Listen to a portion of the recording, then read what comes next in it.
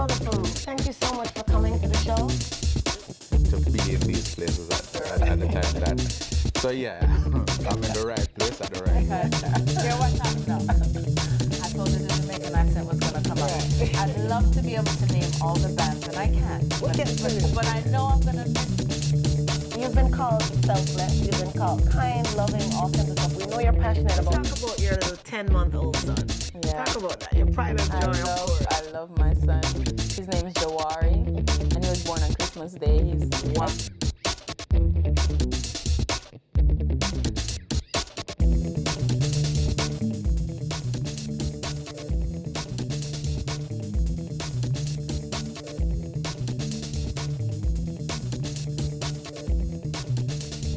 Right on. And if you're just joining us, we are at the launch of Pep Talk. It is January 1st, 2011. It's heaven for us. I hope it's heaven for you. Hope you had a happy new year. Hope if you had a bad 2010, you're not dwelling on that. You're just looking forward to great things. As I am with my illustrious guest, Miss Donna Heslop, who is an entrepreneur extraordinaire. So just tell the people a little bit about yourself. Where are you from? What do you do now, and what are you offering in terms of services? Okay.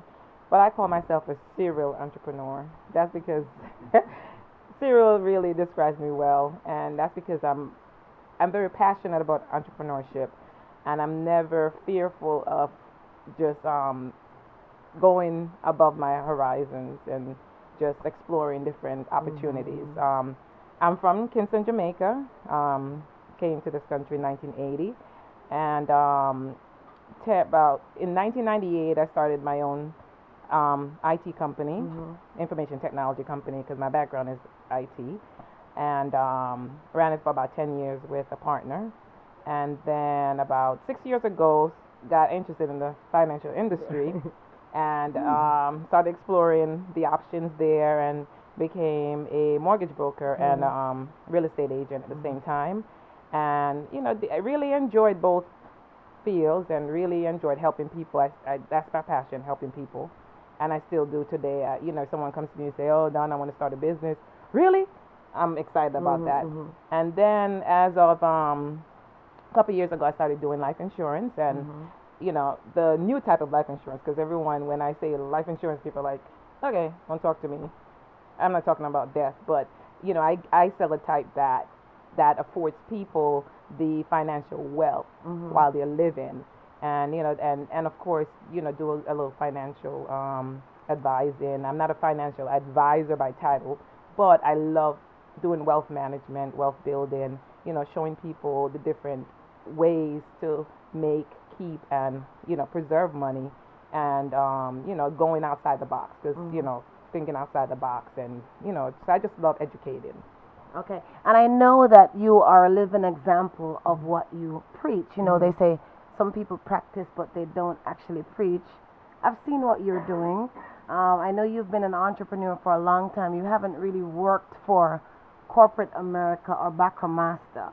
So how do you manage to work for yourself, increase your own wealth, and also empower other people to increase their wealth? Is there a magic formula? How does that happen for you?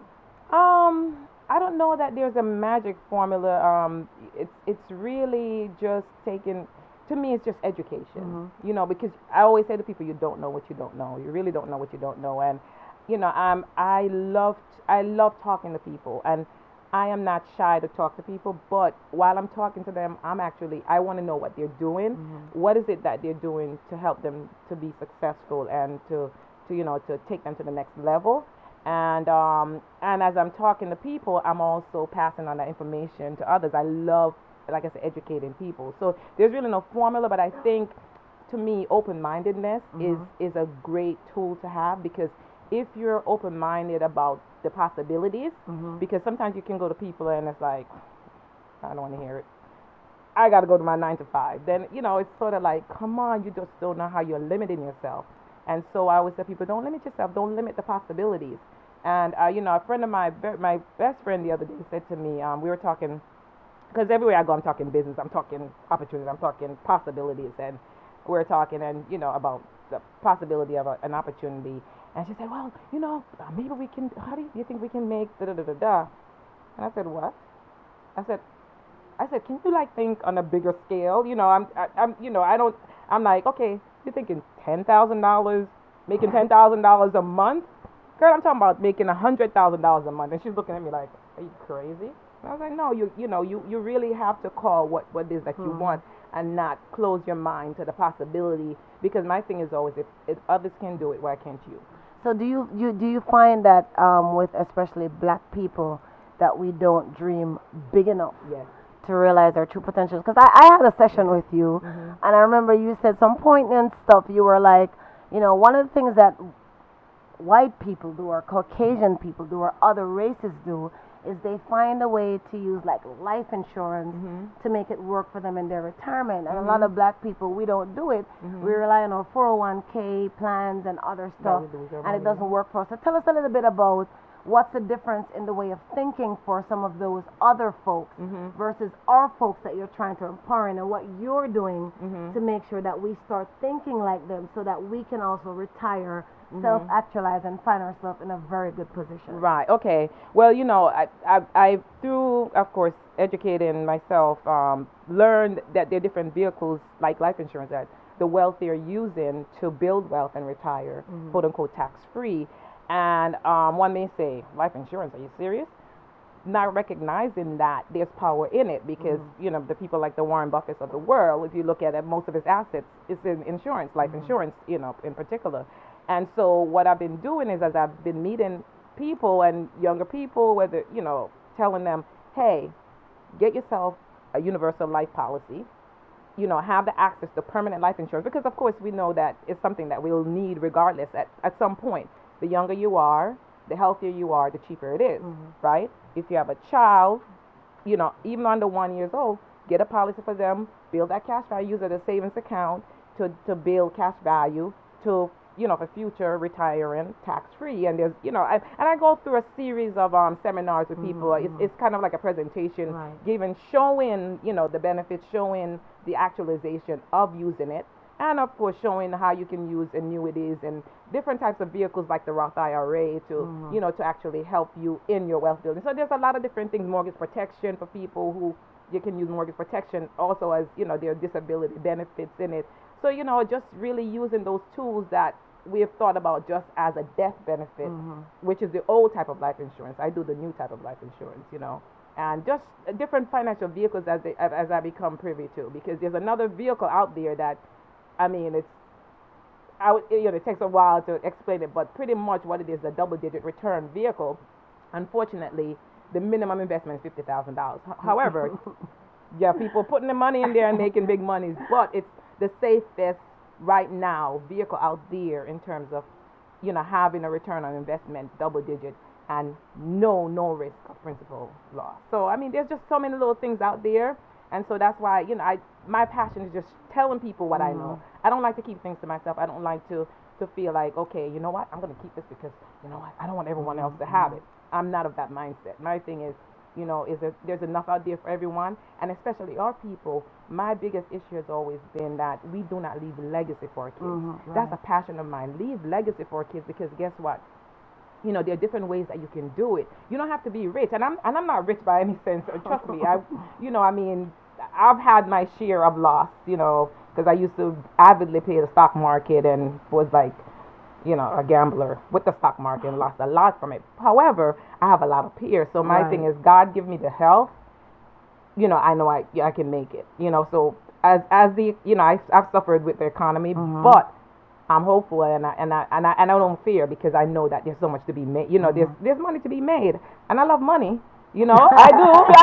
I know it's taboo to say, oh, you love money, but I love money. I love making money. I love making my own money. And I know that there's so much out there that can be made. And so when I see people, subject themselves to the shackles of 9 to 5, and I'm not saying that everyone should not do 9 to 5, because guess what? If people are not doing 9 to 5, I can't sell to you. But, however, I think that we ought to start thinking, even if we're doing 9 to 5, start thinking the future for ourselves in terms of, and only entrepreneurship will put you in that financial freedom. Exactly. Only that. And I know you're an entrepreneur. You work from home. You've been doing that for a long time. I know you have a daughter, 'cause I Right. met her, and you're teaching her some of the financial principles. But where do you see yourself as an entrepreneur in, say, the next 5 years, with all this wealth of information that you have about how we can tap into what's out there and make ourselves rich beyond measure? In the next, I see myself in the next 5 years where that financial place that I need. I don't have much time, so really and truly, got to make it happen. I mean, I know now I have the extra tools that I need to make it happen, and I know that in the next 5 years, I'll be ready to go travel the world and do what I want to do and have that financial freedom and have that financial wealth that I need to have that financial freedom. So people, don't let, I mean, it's fine. My thing is, it's fine to feel that, yes, you want to make money, because guess what? Money is power. The Bible says the love of money is the root of all evil. But it's not, for me, it's not about the love of money. It's just about the love of freedom. And I love freedom. I love to travel. I love to just get up and go. And everyone who knows me, I'm always on vacation. I mean, people always say, geez, Donna, every time I look around, you're on vacation. And I say that only when I don't have money, I'm on vacation. Because guess what? If I don't have money, I'm going on vacation. So I don't think about the fact that I don't have money. So that's pretty awesome. So, Donna has a lot of sessions that she does with other people. I know you're involved in like wellness sessions. You've done a few sessions where you've partnered with other females to do other stuff. And then when I thought about Women Walking Tall, we're planning to do something about empowering women. So as a female who has a grown teenager and you're on the path of self-actualization, what is the one message that you would leave with other females who are trying to get on that path to becoming wealthy, healthy, and wiser as they age? What would you say to them? I would say, you know what? You can do it. I mean, the key is, if it can be done, you can do it. Nothing is impossible. And my thing is, if the other man can do it, why can't you? I mean, if the other woman can do it, why can't you? You're not limited because you're female. You're not limited because you're black. You're not limited because you may not have the finances right now. And I say right now because you can get it at some point. Do not limit yourself. Just don't limit yourself. It's possible. And that's a very positive note to start off 2011 with. Do not limit yourself. It is absolutely possible. And if you would like to contact Donna, her email is donnaheslop@gmail.com. Do you have a website? I have several, but just take my email and email me, because I mean, like I said, I'm a serial entrepreneur, and I do have a bunch of different things that I'm doing. But my passion right now is really educating my folks about the financial wealth, and how to actually achieve that. So, Donna Heslop, that's HESLOP@gmail.com. Great, and we'd like to thank Ms. Heslop for blessing us on Pep Talk, especially at the launch, when she could be doing so many things, including making more money, so she could be a sponsor at Pep Talk. So we want to wish you all the best for 2011. And like Donna said, it's in your reach. Just start thinking differently as we go through 2011. So I want to thank you once again for being a guest on Pep Talk. And stay tuned. We have one more guest at the launch of Pep Talk, which is happening right now, January 1st, 2011. My audience, how you doing?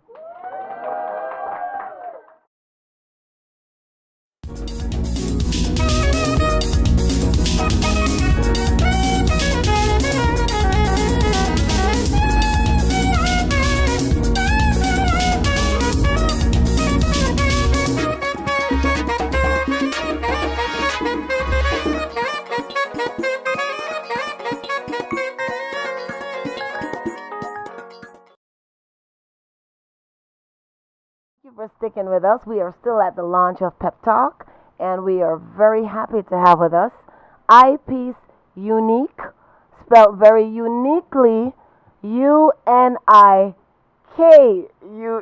right? With a K. With a K, with a K. Queen, yes. Instead of a Q. And he is the lead singer from the band Eastern Standard Time. Welcome to the show. Thank you. Thank you for having me. I'm really privileged. Congratulations. I'm honored to be here on your launch party show. So, thank you. So this is the thing. You know how it goes. With technology, you meet tons of folks I'm happy to say that I met so many people through like MySpace, and I'm not giving up MySpace. Don't even trip. I'm not jumping onto Facebook just because they've come out. Oh my God. Are you kidding me? Anyway, so I think I can't remember where I met Unique. Maybe it was MySpace. It must have been MySpace. It's been a long time, but I'm happy to finally have him on the set of Pep Talk, and I keep missing his performances. So I have not actually seen him perform live. I fell in love with the name of the band, Eastern Standard Time. Tell me about that. What was the whole thing behind the naming of this band? Eastern Standard. There's kind of two different things with that. First of all, the day that we named the band, I wasn't there. I came like 5 years later. But the day that the band was named, it was when we were switching back to Eastern Standard Time. And it also coincides with a song made famous by one of the first ska bands out there, the Scatterlights, Eastern Standard Time. So, and it followed us around, and we stuck with it. Okay. And so you guys do a lot of different types of music. You do ska, you do Brazilian stuff, you do reggae. How many people are in your band, and when did you actually join? That's a funny story. Right now, the band consists of about 8 different people. We've been nicknamed around DC as the Incredible Shape-Shifting Lizards because every time somebody comes to the show, there's a whole new set. Right now, the only original member is James, who's our drummer and our manager. Like I said, the band was formed in '95. I didn't come in until about 2000. And I've done 2 or 3 albums with them since then. Toured Europe 2 or 3 times with them. We were the first American ska band to actually perform in Moscow and in Russia. And the crazy thing is, we were there for the 300th anniversary of St. Petersburg, the city, and George Bush was there. We couldn't get away from him. We were all the way in Russia, and George Bush was there that day. So what did you do prior to joining Eastern Standard Time? Before joining Eastern Standard Time, I was doing a lot of production work. I was working with a band that I formed myself, which was doing kind of neo-soul, R&B, called Soul Element. And it just so happens that my guitar player, Robbie McDonald, who's played for everybody and their mom, his brother is actually the drummer for this band. And it's kind of an accident how I got in the band. They asked me to play keyboards for them on a tour. And halfway through the tour, they were like, hey, we got this song we want you to sing, because I sang for my band, of course. And I was like, yeah, sure, that's fine. We can do that. And 3 years later, I'm writing half of their record and touring the world with them. And right now, we're working on our 5th full-length album. We don't have a title. The working title is Time and a Half right now, but that's where we are now. So. Okay, Time and a Half. So I have here this album that was recorded in, I think, 2004 called Tempus Fugit, and that's my Latin for Time Flies. So it sounds like the other album that's coming up has something to do with time. Is it purposeful that you name your album something to do with the whole time thing? Yes, it's been kind of a theme since the first album was called Second Hand. It's got like 3 clocks on it. Our drummer is a very avid train fan, so we deal with a lot of imagery with clocks and trains and that sort of thing. The album after that was called the first album was Second Hand. Second album was Off the Clock. Third album... it's not coming to me right now. Something to do with With time. live TV, blah, blah, blah. But yes, that's been our theme. We're dealing with time and space. Okay, and I was going to ask you, but you mentioned that you play the keyboards. Yes. Are there any other instruments that you play when you're not singing? Yes. The only instrument I've actually been officially trained on is the trumpet. And the only time I use that now is for recording for composition. But I would never call myself a trumpeter or perform with the trumpet. But I do record some stuff, have the band hear it, and they make it sound right. Okay. And I have a question to ask you, because I work with a lot of bands and artists in the DC metropolitan area. And I know it's one of those areas where there are more sellers than buyers, where you have so many bands all offering good stuff and not enough people like producers who can actually pay these bands. So you find that a lot of bands are performing for much less than what they're actually worth. Talk a little bit about how challenging it has been as a performer to be performing around DC and not being able to be compensated. It's funny you say that. Last year was the first time we actually did a whole campaign just centered around our own hometown, DC. The sad truth about it is we play Europe more than we play our own town. The 90s were butter for us. It was really popular ska back then. But at the time, our audience was kind of young, 12 to 18-ish, And a lot of the bars in the area, of course, didn't like to have us there because the crowd was underage. They didn't buy drinks. And when they did drink, they drank before they got there and, caused all kinds of legal problems and that sort of thing. Another thing with DC, as far as artists and venues are concerned, there's a lot of cliquish. There's a lot of I don't know exactly the word I'm looking for, but especially for us, our genre is kind of eclectic. We don't necessarily fit under reggae. We go to traditionally root rock reggae venues and they say, oh no, that's our grandfather's music. We don't want to hear that. We go to some of the rock and indie clubs and they're like, oh, that's just punk music with horns. We don't want to hear that, blah, blah, blah. So, I mean, it took a while to kind of get our niche, but I think we created our own little, space. When the band was first founded, it was mainly instrumentals, really fast-paced, heavy-driven bebop style.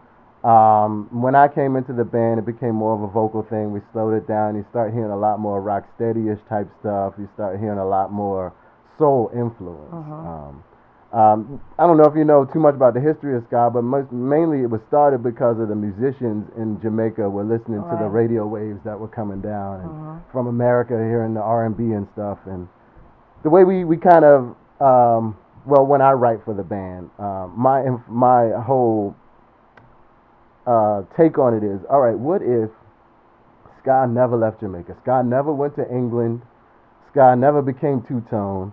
But they're still listening to the R&B radio waves that are coming from America. So when I write, that's kind of what I feel. What if Usher did a song and then the Scatolites covered it? That sort of thing.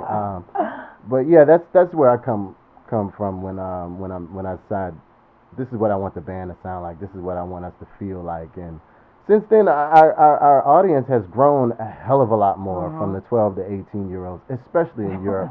We go to Europe and the crowd goes anywhere from 10-year-olds to 45-year-olds. And they're all right there in the front row, swinging their shirts around, spilling sweat and beer all over us. It's of course, Europe is a whole different world, but, I think we found our niche. I'm really comfortable with it. And you find success in places you never thought you'd end up, So, do you have any performances coming up in D.C.? Because you're all based in D.C., aren't you? We are all based in D.C., well, mainly around College Park, but most of us are in D.C. or Maryland. You have any performances coming up in this area? We'll be in Baltimore next Saturday, the 8th, at Bourbon Street, so come on out. We're opening for one of the more famous English bands called the English Beat.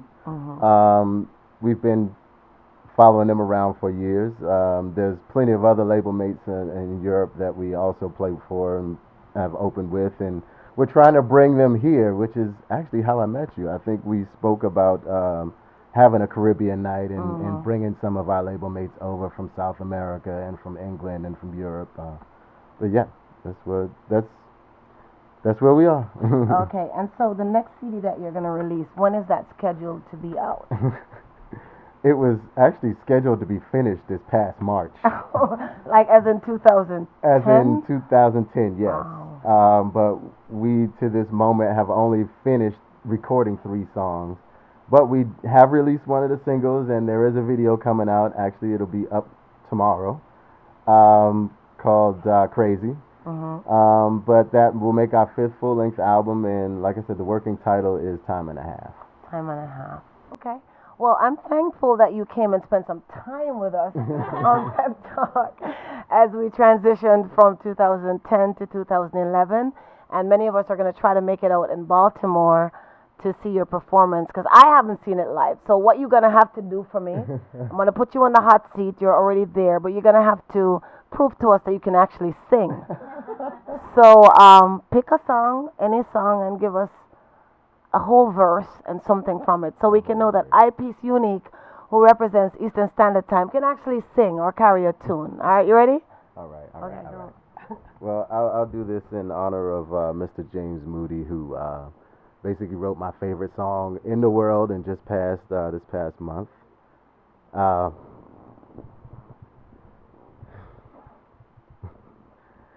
There I go, there I go, there I go, there I go, there I go.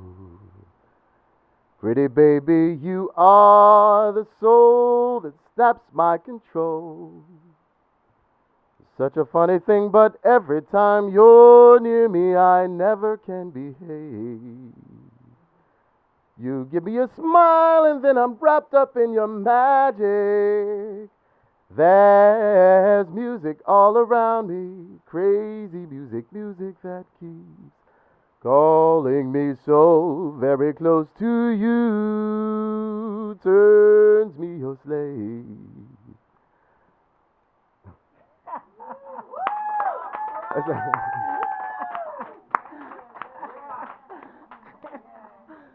Come do with me the things that you want to, anything as long as I'm next to you. Am I insane? Oh, do I really see heaven in your eyes? Just like the stars that shine up above us in the clear blue sky. How I worry about you, just can't live my life without you, baby. Come here, don't have no fear. Oh, is there wonder why I'm really feeling in the mood for love? Okay, and I guess you did prove that you can sing. That was not no lip syncing nor voiceover. He was actually doing it right here. And if they'd like to reach you or the band, how can they do that? You can reach us at our website, easternstandardtime.com. We prefer you go check out us on Facebook, which is what the kids are all doing today. We do have a page there, and you can check out our events, see videos, hear music, buy our stuff, T-shirts, records, all of that good stuff at our Facebook page and easternstandardtime.com.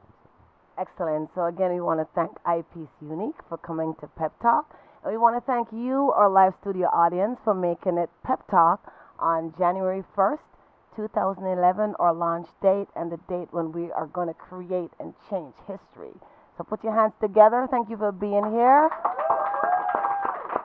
And again, all Pepisodes will be shown exclusively on FlemoTV.com first, and then thereafter you can see them on DCTV. We're working on PGC TV. They're going to be on Carib Vibes TV, Carib Vision, Carib Nation, and so many others that we're pushing, but we need your help. So all we want you to do is go to our YouTube page, which is youtube.com/user/Miss Peppy. That's me. That's MSPEPPY. Watch the Pepisodes. Watch all of our videos. Subscribe. Add us as a friend. Leave a comment and then forward to everybody that you know. Because we would like some of that money that YouTube is giving away for people who have a lot of viewers. Right? You get me? That way I deal with. So until next time, visit us on peppypromotions.com. Email us at peptalk@peppypromotions.com. Happy 2011, everybody.